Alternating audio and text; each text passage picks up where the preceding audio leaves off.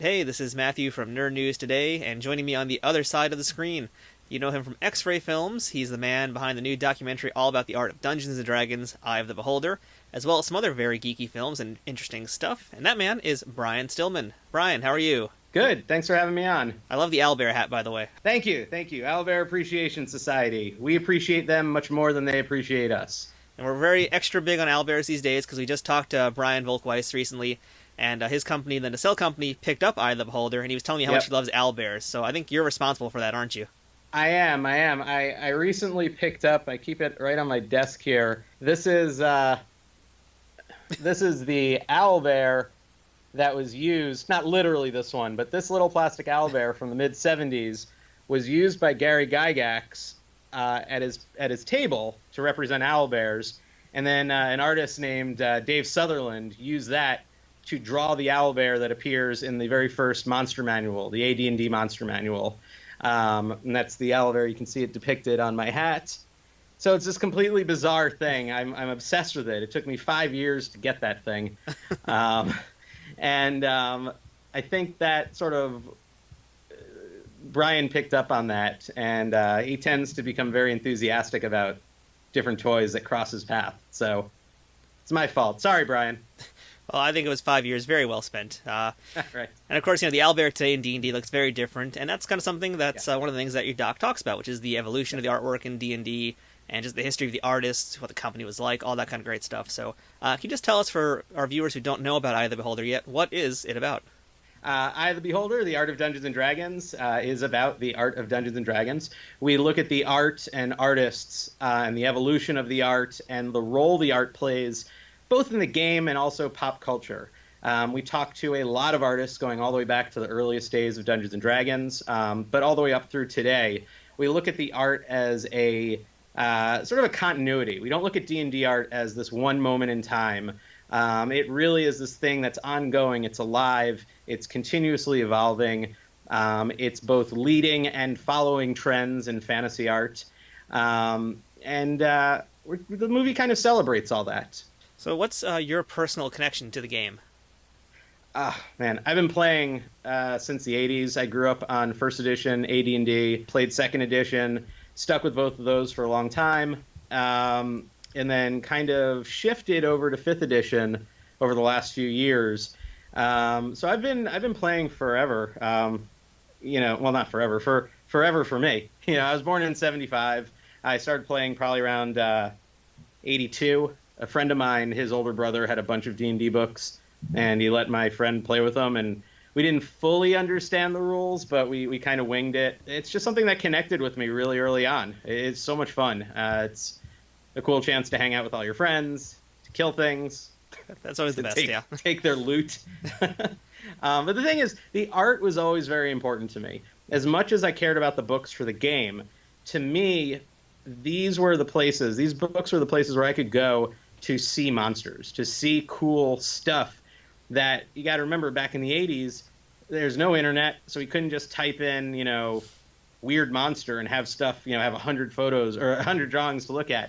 You couldn't go to any museums. There are no museums covering this stuff. There were very few books that were devoted to this type of art. You had book covers, for fantasy novels, and you had D&D books, and occasionally the art of Boris or the art of Eagleton or the art of whoever, but generally there wasn't a ton of that stuff. D&D was the place to go. So my friends and I would go and hang out in Walden Books, rest in peace Walden Books, and pour one out. And we just hang out there and flip through the pages and be like, oh, check this out. This is awesome. What the hell's that? What's that going to do? Just independent of the game. So it's all kind of wrapped up. So why did you decide to make this documentary in particular about those artists, and why did you want to honor them so much in this film? All that stuff I just described, all right? It occurred to me other people have to feel that way too.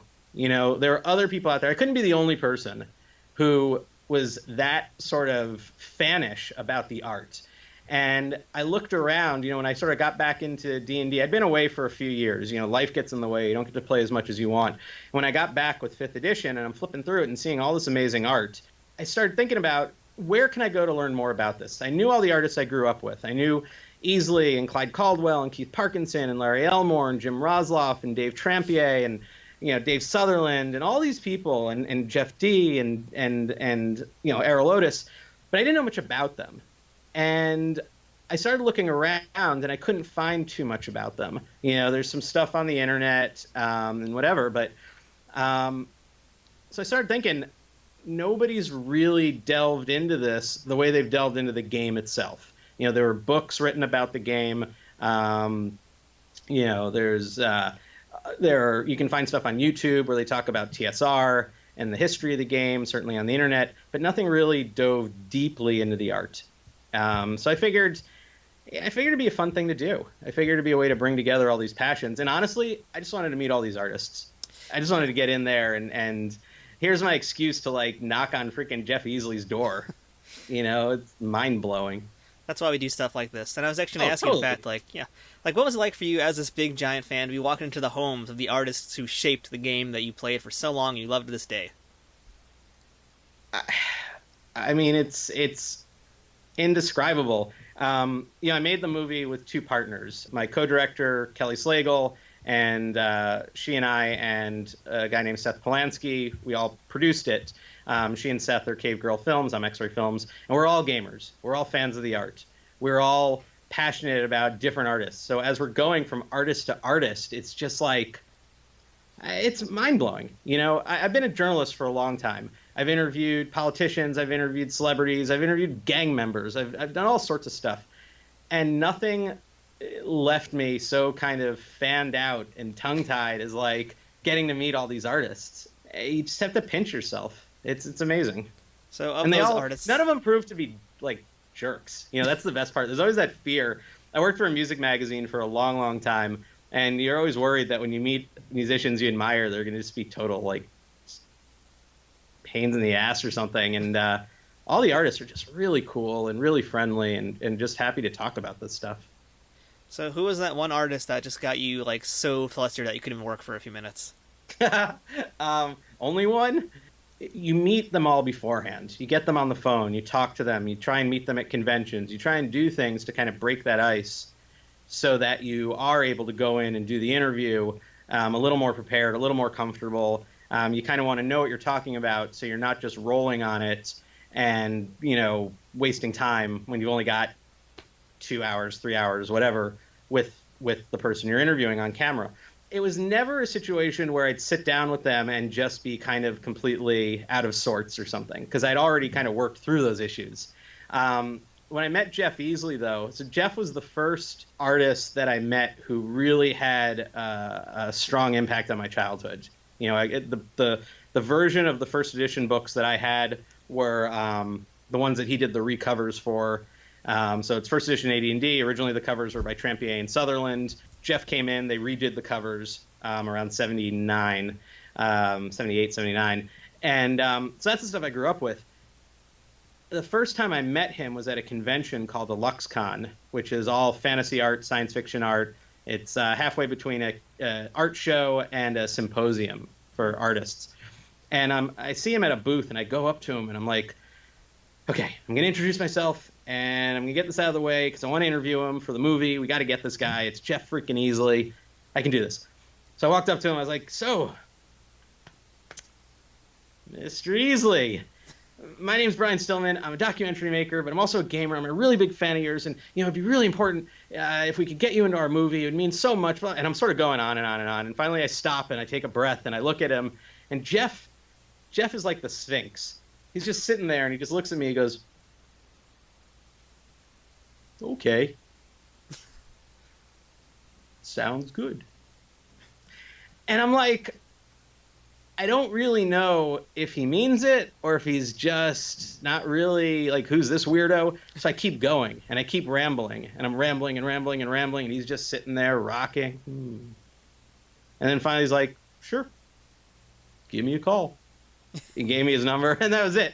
And I was such a fanboy. I'm glad there's no recording of that. I don't think there's a recording of that. But now we have the story recorded, so everybody can know. Yeah, I've told the story before. I fully own my fandom. I just didn't want anyone to actually see the moment, which was terribly embarrassing. So what was something while filming the documentary that you learned, either about an artist or a piece of art that you never knew before?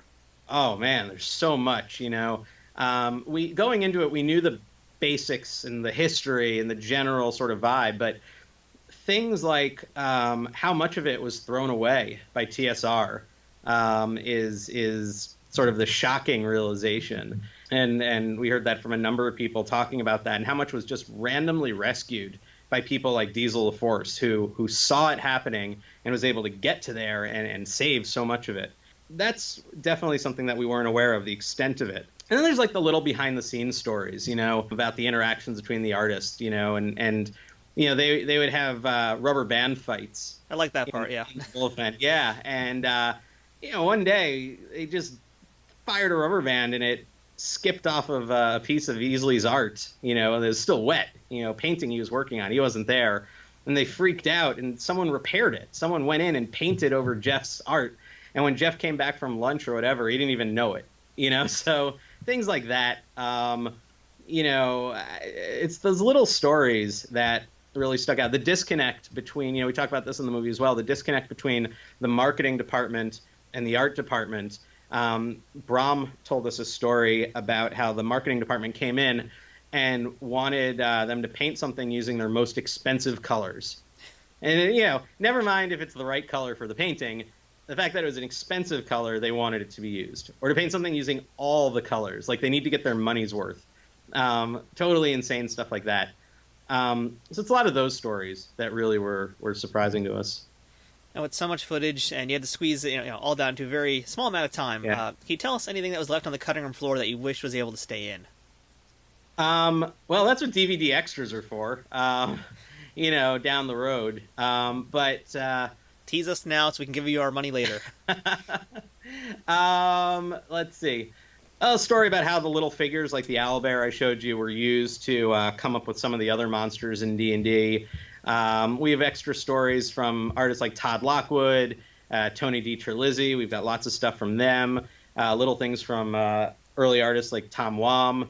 So it's really a lot of just extended interviews and stuff that we've been looking at and putting together. And a lot of them became extras that our Kickstarters got to see. Our Kickstarter backers got to see a lot of those. It's a lot of stuff. I mean, I'd say we have about an hour, 40 minutes, an hour, something like that of good material.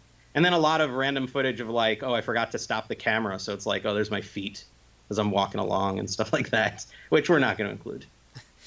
I'm glad you mentioned the Kickstarter because I'm sure there's a lot of filmmakers out there watching this who want to make a movie and they think Kickstarter or Indiegogo or other sites like that are the way to go. I actually did Indiegogo for 2 of my movies, and one of them was successful, the other one wasn't. So as someone who's run a successful campaign on the level that you did, can you tell us basically what are some keys to a filmmaker's way to get it funded? Well, a lot of this comes from Kelly, my partner. She really has a handle on Kickstarter. She teaches Kickstarting. She gives like Kickstarting lectures and things like that. So she really has a handle on it. So she was really smart about how we organized our campaign. Really the key, more than anything, the key is to get the word out. So we spent about a month leading up to it, letting people know we were going to do this. So we took to social media. We talked to, we brought the artists involved. The artists in the movie became involved in the sense that they helped promote it and spread the word that we're doing it. So that by the time we launched, we already had people ready to jump on this thing. So you get early momentum, you get early speed moving towards your goal. So that was really important, and I think that served us very well. We put together some good rewards. This T-shirt was one of the rewards. We had another It's a very T-shirt. nice shirt, yeah, I'm jealous. Well, this and our other shirt, we had art by Jeff Easley. He also did the art for our stickers, and we brought him in early so we'd have some cool stuff for fans. We also reached out to a bunch of artists, and we licensed some art from them so we could make prints. And we made arrangements with them for them to sign them, so we made that a reward. So we offered really good reward tiers that I think keyed into what people who are interested in the movie are going to want to get. We didn't create rewards that were totally random. If you're interested in our movie, you're an art fan. If you're an art fan, well, this stuff might appeal to you. We tried to put together a good presentation. We tried to make it all very clear. One of the places that we did stumble a little bit, I think, and it's definitely a lesson for next time, we didn't plan out our stretch goals as tightly as I think we should have. And at the time, we didn't know. I mean, now looking back, I think we should have. And Kelly and I have talked about this. really focus on what your stretch goals are going to be, have that stuff planned out ahead of time, really think about, are these things that are suitable as rewards for your stretch goals? And are they things that you can sustain, that you can roll out without increasing your costs or your stress level? So that's something that we'll look at next time. We offered a lot of reward tiers. We had a lot of different stuff. The downside of that is, what if somebody wants like one shirt and 3 prints and this and then different combinations? So that's something where we created reward tiers for everything, and it gets a little bit cumbersome. We also did backer kit to offer things after the fact, which on one hand is good. It helps you raise money for your film. But on the other hand, it does create extra logistical issues, especially when the time comes to figure out your shipping costs and mailing and what size packages you're going to need, boxes and things like that. So those are all things that you really need to put some thought into, I think, to help streamline the process and have it be as both profitable but also as stress-free as possible. Now, did you handle the reward fulfillment yourself, or was that outsourced to another company that handled it? We handled it ourselves. Oh, good. There are photos floating around of our little army of helpers who came over, volunteers. We had a whole system in place. Again, that was totally Kelly. She also edited the movie, so I think there's probably a mentality, the organizational efforts of a really good editor, and an ability to handle like a army sergeant the Kickstarter stuff. But she had it all running really smoothly. We used a shipping company or a postage company to purchase our postage, so you get that at a reduced rate, and you can print it at home, including international stuff. We figured out our box needs early on. We figured out our envelope needs early on based on the size and weight and everything we were going to do. And then we set up assembly lines, and we just powered through a pretty good amount of it over almost a 3-day weekend. And then Seth and Kelly wrapped up, because they live down in D.C., so we did it all down there. They wrapped up the remainder of it over the following week. So we got it done fairly smoothly. Smoother than I was worried it might be. Now, once you guys got everything done, the movie was ready to go, I assume you showed it to all the artists who were in the movie. Did any of them have any interesting reactions to seeing themselves on screen? I mean, nothing over the top. A few would make comments like, "Oh man, I sound weird" or whatever. But generally, they all seem pretty pleased. At least nobody's really said otherwise to me. It's I think reaching out to them, most of them were happy that we thought of them. And we're pretty humble about their involvement in this stuff over the years. I think they're all a little surprised the movie came out. There are always projects floating around, and some of them get approached to do a lot of interviews. Janelle Jakeways, because she was heavily involved, and her wife is heavily involved in the video game industry over the last 4 decades, they do a lot of interviews relating to that, relating to women in gaming, and all sorts of things. Not all of which come out. So I don't know what kind of odds she was giving us, but I think she took it with a grain of salt till we actually appeared. But we're not in the habit of making movies that don't come out, so it's we knew it would happen, but I think she was pleasantly surprised. Well, I'm glad you guys got it to the finish line. It's a really great documentary. I enjoyed it. And I know all the D&D fans out there as well are going to love taking a look at this thing. So if you haven't seen Eye of the Beholder yet, it's available on iTunes, and where else can we find it? Oh, man, it's on iTunes, it's on Amazon, it's on PlayStation, and Xbox, and Vudu, and all sorts of, cable on-demand services that I hadn't heard of. It's Vimeo. If you're international, the easiest way to watch it, or outside the U.S., I should say, the easiest way to watch it is Vimeo on demand, because some of the other services hit some countries, but not every country. Nacelle has done a really good job.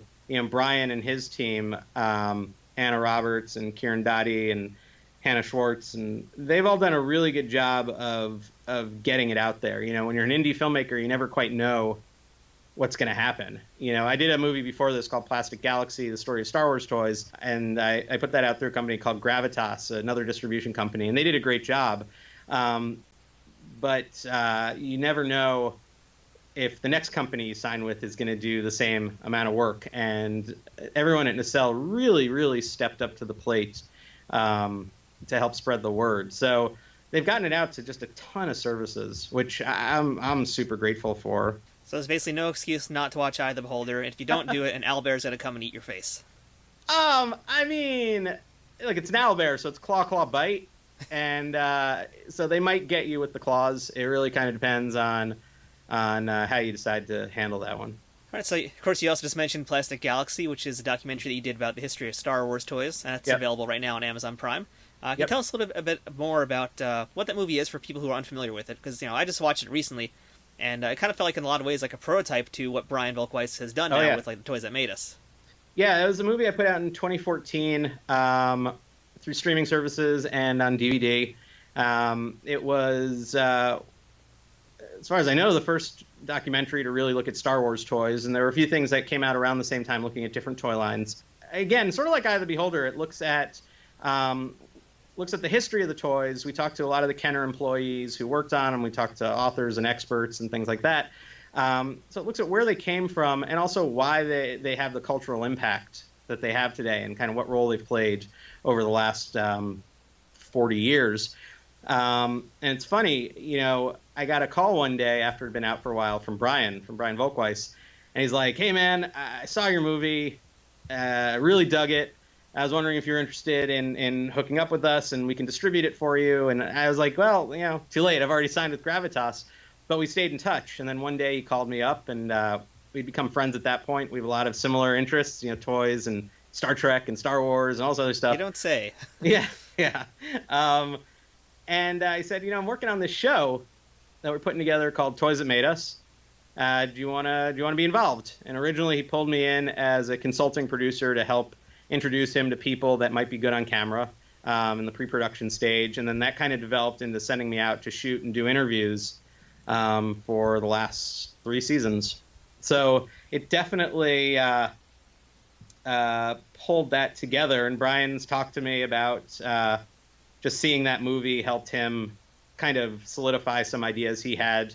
I think he would have probably ended up with the show anyway, just because of where his interests lie. It's nice of him to say that. And anyway, I don't know. I can definitely see there's a clear influence of the work that you did into the Toys That Made Us. So I think really you were critical to the formation of that show, in my opinion.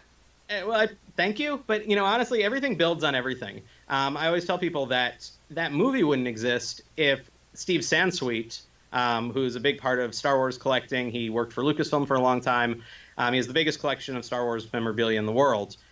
He wrote a book called From Concept to Screen to Collectible. That looks at where Star Wars, the movie, came from, the development of the movie, and then how that led to the merchandising and the product development. And that really laid the blueprint for telling this story. It's really the cumulative effect of all these fans going out and digging up this information and talking to all these people and having conversations with each other and then writing it all down, making web pages, doing podcasts, doing blogs, just posting on Facebook, whatever it might be, TV shows, movies, and sort of building this collective knowledge and inspiring each other to go out and do stuff. Eye of the Beholder, we're the first movie to hit that really looks at D&D, or at least an aspect of D&D, but there are 2 more that are coming out.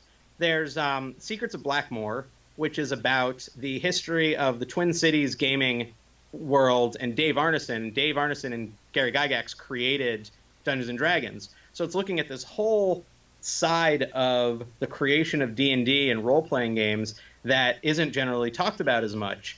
And at the same time, you have a movie coming out called Dreams in Gary's Basement. And Dreams in Gary's Basement is a biography of Gary Gygax, and obviously it talks heavily about the development of Dungeons and Dragons. Both are going to be deep dives. They're both in post-production. I know Secrets of Blackmoor has done some screenings, but they're both going to be equally deep dives into 2 other aspects of Dungeons and Dragons. So all these things are coming together. You have the book, Art, I don't know if you've seen it, Art and Arcana. Seen the big book, yeah. That book is awesome, and it was happening parallel to us, independent. Like, I thought they were connected, in fact, when I first heard about the book. Everybody thinks it's connected, and we are friends with the guys who made it, but we both launched those projects independently.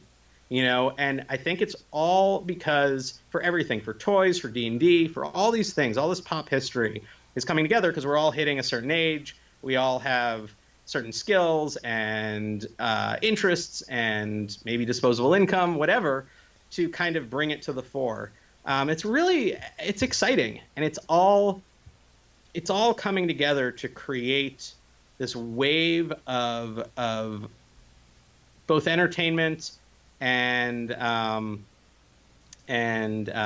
historical record and exploration that I think is just going to be like a tidal wave. Everything is going to beget something next, the next thing, which I think is great. Well, I'm glad that it led you to meet with Brian Volk-Weiss and Me then too. do Toys That Made Us together, do some work on that show, and then to have Eye of the Beholder and all the stuff that's happening. So, it was a great meeting. Glad that it happened.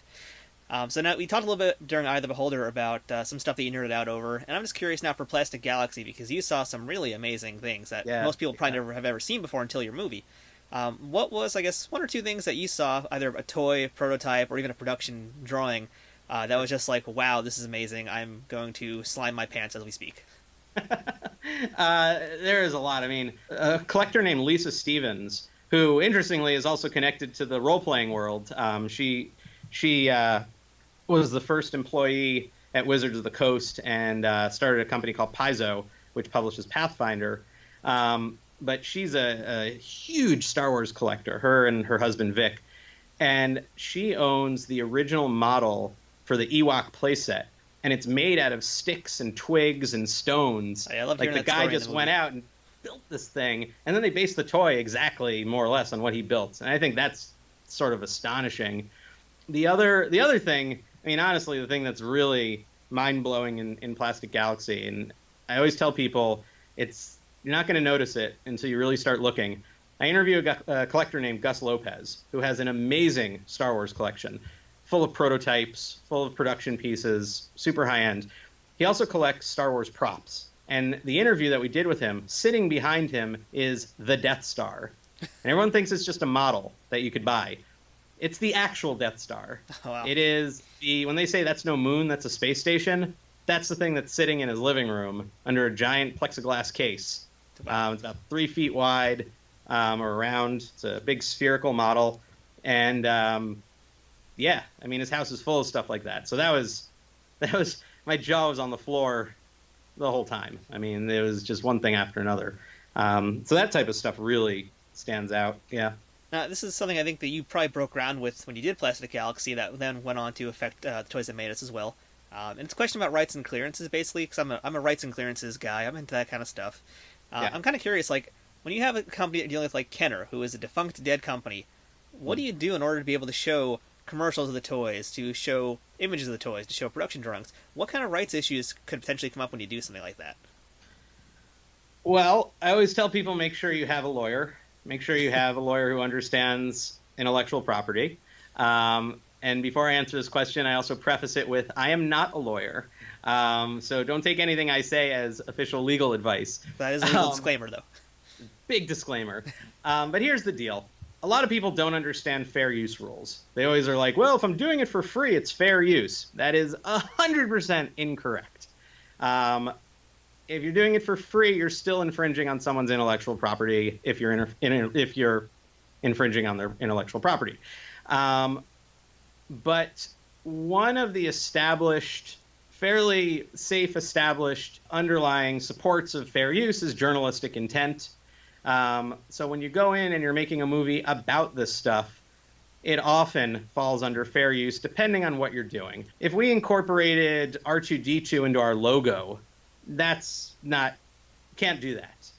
But if you're making a movie and you're talking about the R2-D2 action figure, you can absolutely show that action figure. The rules are different for books. They're different for print than they are for movies and for documentaries and for news. There's always these shades of gray. The rules for fair use are very gray. Yeah. It all has to do with what a judge decides. There's no hard and fast rule for any of this. Judges look at precedent, and then they make a ruling on whether or not what you're doing is legit, or if you should have gotten the licensing for whatever it is you did. Yeah. That's why we have a lawyer. One of our partners, Seth Polanski, is an IP lawyer. Is very, very handy. Um, so he rules on everything. So here's the deal. Going into something like Plastic Galaxy, if you're talking about the toys, you can show the toys. You're allowed to do it. One of the things we would do is we really stuck to we didn't show clips from the movie. We showed clips from trailers, things that were released for promotional material, for promotional purposes. Same with any photos we showed of scenes from the movies, like stills and things like that. They're all part of stuff that was released to magazines back then. Sometimes we would just show the magazine and instead of showing the photo. It's a very fine line. A producer at PBS once told me they couldn't get the rights to a photo on the cover of a Bob Dylan album, but they were interviewing the woman who was photographed on the Bob Dylan album, so she held the Bob Dylan album. And you just look at the album instead of finding the original photo and showing the photo, because you're talking about that. So again, not a lawyer. I'm a journalist. I'm a producer, so I have some experience with this. But always, always, always, always, always, I cannot say the word always enough. Consult an intellectual property copyright lawyer, someone who knows this stuff. But when you're making a movie like this, you can lean pretty heavily on journalistic intent. You just have to be careful about how you approach it. And for any filmmakers out there who are interested in something like this and want to do their own project, there are some services out there for free if you Google them. There are some law firms that will take your case potentially on a case-by-case basis, but something to look into. One thing, especially if you're in New York, and it depends on the nature of your documentary, there's a law school, and other schools do this as well. Law schools have things called clinics, and clinics are usually free legal services that the students perform under the watchful eye of real lawyers. And in New York, at least, there is you don't have to be local to New York to take advantage of this, but there's a Cardozo Law School has an indie film clinic. And if you're making a movie that has something of a social impact kind of bent, so not for my movies, but for a movie that's looking at other types of stories, they take on cases where they will do all your legal work. They will guide you in terms of contracts. They'll guide you in terms of intellectual property and rights and things like that. And that can be really useful, and it's free. And if you don't mind working with people who are not quite as experienced, but again, working with real lawyers, that's a great resource that I think filmmakers can take advantage of. And other schools might have something similar, so it's worth looking into. All right, so there's some free filmmaking advice for everybody out there who's watching this definitely. today, yes. And, often, when we do panels, when we are at conventions, Seth gives a panel discussion on intellectual property for creatives, whether you're filmmakers, whether you're artists, whether you're musicians, whatever. And a lot of what he talks about is worth checking out. So if you're at a convention where if we're screening the movie or whatever, check and see if there's a panel that Seth is running, and that's always worth sitting in on. I feel like I want to interview you. How'd your podcast start? Oh, the tables are turned. Oh, God, I've nowhere to run. This is kind of like my second, third-ish job, I guess you could say. Nice. I had a website I started in 2009 first, actually, that was called thefightnerd.com, and I covered like mixed martial arts. This is like back when nobody was really doing that on YouTube, and I had no idea how to even hold a camera or anything at that point either. That was kind of like that goes into like a whole other story, because I went to school for illustration and to do like storyboarding and artwork and that kind of stuff. I was laid off at a newspaper job I was working at, and I was doing a lot of like freelance photography and mostly photography at that point, and some writing for a few like MMA websites, because that was my big thing. And I was like, I could probably do the same thing but on my own and do whatever I want. So I started my own website in February 2009 to cover MMA, and specifically to do videos, because again, at this time, really nobody was on YouTube doing MMA coverage, really. So I kind of like try to jump in when no one else is doing it. I think what's interesting, you said it, and this is, I think, important for your viewers. There was a point where you said, I could just do this myself. And I think so many of these projects that we do come from that moment where you just say, well, why can't I just do this? And I think that's I always try and like tell people, man, if you have an idea, just do it. Like you said, you didn't know how to hold the camera. You didn't know, but you did it. Yep. And then that develops. And now, you're on this, and it's like, I mean, how'd you decide, what was the impetus to decide I'm going to do something that focuses on pop culture like this? Because you asked before, this led to Toys That Made Us or Plastic Galaxy, whatever. like I said, it's all connected. So you're having this podcast, and you're going to inspire someone else. Someone who's watching your thing is probably thinking, "Oh man, I could do something like that." So what made you? How'd you pull the trigger on this? Isn't this weird? We've totally flipped. I know. Like, what happened here? Flipped the story. Because this is what happens when you interview journalists, man. Seriously, yeah. I mean, for me, really, the site was, part of it was pieces to a bigger puzzle, I guess. I want to get deeper connected in this world also. My main thing when I started the second site after the Fight Nerd, because this started like probably a few years after Fight Nerd, obviously, but I did nothing with it for a few years, and then the last few years I've done a lot more with it, because I wanted to get deeper into this community, deeper with the world, with all my different interests, and finding ways to kind of converge them into my bigger interests, like filmmaking as well. So, part of it was also getting free stuff, because free stuff is awesome. But, I wanted to get deeper into the toy business. I wanted to get more into connected with, like, the nerdy Hollywood movie scene. Other projects basically beyond this. But this was the starting point to get that information to me in an easily accessible spot. What would you tell? So your viewers, assuming this all makes three the of them. cut, you know what? Look, there are people watching this stuff, and there are people who are thinking, I want to delve into this. I've got a topic I want to explore. What would you tell them? What's the key takeaway you would give if you had, an elevator ride to give someone some advice? How do you make them take that first step where they say, I bet I could do this myself? Okay, how do you take that step to doing it yourself? I heard a really good quote lately that kind of reminded me of what we're talking about, and I can't remember the whole thing, but I'm going to just kind of try and paraphrase it, and that's, being static is paralysis, and you can't go anywhere when you're paralyzed, so you got to take the first step. And, especially now, it's so much easier to take that first step. Like, for me, when I first started the Fight Nerd in 2009, I didn't even have my own camera. I was borrowing it from my girlfriend who had it from her school. So we were basically every weekend, like, getting her gear and using their studio to do Final Cut editing, which I was learning as I went. Yep. And now things are, way different because you've got smartphones. So you don't need much to get started anymore. I mean, if you even want to get, quote-unquote, a little bit more professional looking, you can buy, like, a handheld selfie stick, and now you're stable all of a sudden. So all you really got to do is just start. And, that could be either starting with filming yourself, filming other people, whatever you want to do. I mean, there's a lot of ways to do it now where you don't have to spend a ton of money to get started. There's free editing software, free graphic software.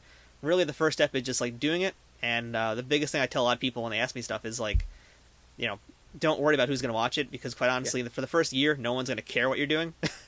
If you keep going after that first year, then people will start caring. Unless you're, like, really amazing, then you'll get, some views. But for people to really start caring, it's going to be you consistently committing to what you're doing on a constant basis. I think that's one of the things that I had to realize that just started, and you can't get hung up. You think, oh man, it's a movie. I'm going to have to shoot it. And am I going to get enough people? And then am I going to figure out what the real story is? And then am I going to edit it? And then if you think about the whole project in the very beginning, your brain's going to explode. You're going to seize up and you're not going to do anything. And for me, it was learning, you know what? Just what's the first step? Just do that. First step is finding some artists. You don't have to find them all. You don't have to worry about you're going to get the best ones. Just find anyone. And then just start calling them or emailing them or whatever. And as long as I just took that step, and as long as I said, screw it, I'm just going to jump right in. And as long as I said, I'm not going to even worry about what this monster is going to be when we're done, it becomes much more manageable. I think a lot of people get afraid because they start trying to think, like you're saying, am I going to have a lot of viewers? They start worrying about that. It's like, dude, you haven't even filmed anything yet. Yeah. Don't worry about that yet. Don't worry, how am I going to edit it? Don't worry, is this story going to come together in such and such a way? You don't know. And if you start, like, sweating that stuff before you've even, like, taken those first steps, fear is just going to grind you to dust. Yeah. So I think, whether it's a podcast, whether it's a movie, whether it's a book, whether you want to put a band together and start writing some songs, whatever, just do it. And don't worry about sucking, don't worry about any of that. Just launch yourself out of that airplane and just, check your parachute as you're falling. It's fine, but you got to take that leap. Yeah, I think every art form, whether it's filmmaking, music, painting, drawing, whatever, it's all problem solving, and you can't solve those problems until you're faced with them. So you have to go in there, you have to start making the mistakes and say it's okay to make mistakes. I've had so many horrible mistakes that I'll probably never publicly talk about. I mean, I had a time, probably one of the biggest ones I ever had was I did, in a matter of basically a day and a half, I filmed from, like, here in New York, and I went up all the way upstate to Albany, which is like 6 hours away, then went all the way down to Connecticut, filmed some other stuff. It was like, we filmed like 3 different events in 18 hours, and I lost all the footage because of a hard drive crash. Ooh. So everything I know was the worthless. feeling. So I had to learn basically there about the magic of backing things up. Yeah. Lesson learned the hard way. So, you don't know it until you have to do it, and then once you get it done with, it's not so scary the next time. Yeah. I think people make up problems. They don't make them up. I mean, they start thinking about problems that aren't yet problems. Forget about trying to solve them until you encounter them. Don't freak yourself out by inventing problems that haven't happened. Yeah. You know what I mean? People Don't are let like, it snowball into imaginary what if... avalanche. Yeah, I mean, you want to take some precautions. Like, I probably would have said to you, there's a risk of your hard drive crashing. You might want to start backing up. But on the other hand, if you're like, well, what if the car explodes while we're driving? I'd be like, dude, don't add to your plate of issues that you know could be issues. You're just going to freak yourself out. Like, don't, you'll deal with it. That said, I've had cars break down on shoots. So that's something we always think about now. I've had cameras break, so, Oh, yeah. When I used to work for the news, I dropped a camera that I was shooting on. That sucked. It was my camera, too. So I would also advise insurance. Insurance is good. But, yeah, just go out there and do it. All right, sorry. I hijacked your interview and made it my show. Welcome to the Brian Stillman Show. We're here interviewing Matt. Matt runs Nerd News. Nice to have you here. I'm so confused and scared right now. Is there anything else you work on right now in the near future that you can tell us about? No. It seems like legally a no. That's the tricky thing. I mean, you interviewed Brian. You know how it is. Seth Kelly and I are partnering up on another movie. We've just started pre-production on it. We're not quite ready to announce it, but if you're into this sort of stuff, if you're into D&D, if you're into pop history, pop culture history, it could very well be something that you like. I'm doing some stuff for Brian that falls under, this giant universe, so there might be something there. I mean, here's the thing, especially anything I do for Brian, if Brian won't answer it, I sure as hell is not going to answer it, because Brian's my boss. So, I mean, if you ask me about, season 3 of Toys That Made Us, I'll be like, oh, what'd Brian say? Before October? That's my answer, So it's one of those things. But there are definitely some projects in the midst. All right, well, that's good to hear. And now we've been staring for the last basically 30 minutes at all the stuff behind you, and it's very clear that you're a toy collector. So you can tell us a little about what is your toy collecting stuff? What are you into? Well, I collect a bunch of things. I collect old robots and ray guns from the 40s, 50s, and 60s. A lot of Japanese tin, a lot of wind-ups and little wired remote control robots and things. I also collect prototypes for that time period. Let's see. Unfortunately, I can't fully unplug, then I'll lose the mic. But let me see here. We're taking a tour. Do this. Oh wow.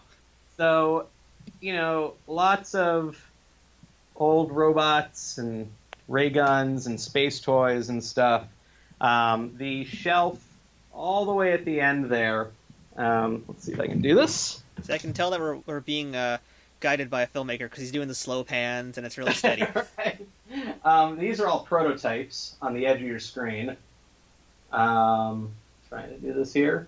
And then, so I collect all that stuff. I've been collecting that for, like 15 years. No, longer at this point. Oh my God. Like almost 20 years. And then I also collect props from Star Trek, mostly Next Generation and Deep Space Nine. And let's see if I can get the camera in there. So those are some of the props in my very messy office. Is that some Mego toys I see over there? A few Megos mixed in, yep. I have a Captain America collection. I don't know if it's on the screen down there. Got to see it peeking out a little bit. I see the Mego down there and a few other items. Yep. Mostly stuff from the 60s and 70s. And then I collect a lot of original art. Let's see if we can get a light on there. See, again, you can tell we're dealing with a filmmaker because he's got a box light on his camera for us to get good light. Yeah. I look terrible, but you look great. So a lot of original gaming art and stuff. And that big one right there, that's a Jeff Easley. And that's the art for our movie. That's the original art for our poster and DVD art and stuff. So there's the very brief tour of the collection. Here's the that's the Jeff Easley art. So I can get the glare out of that. Yeah, I love that cover. Thank you. The idea that I would commission art from Jeff is, if you told me when I was like 12 that I'd be reaching out to Jeff Easley to paint art for us that would be used on a published product, there's absolutely no way I'd have believed you. Never. Out of everything, that's kind of the amazing part. Like, being able to kind of feel like a little bit of that, I don't know, a little bit, part of that history a little bit is super cool. Well, you're living the dream now. You're officially living the geek dream So. we all want to live.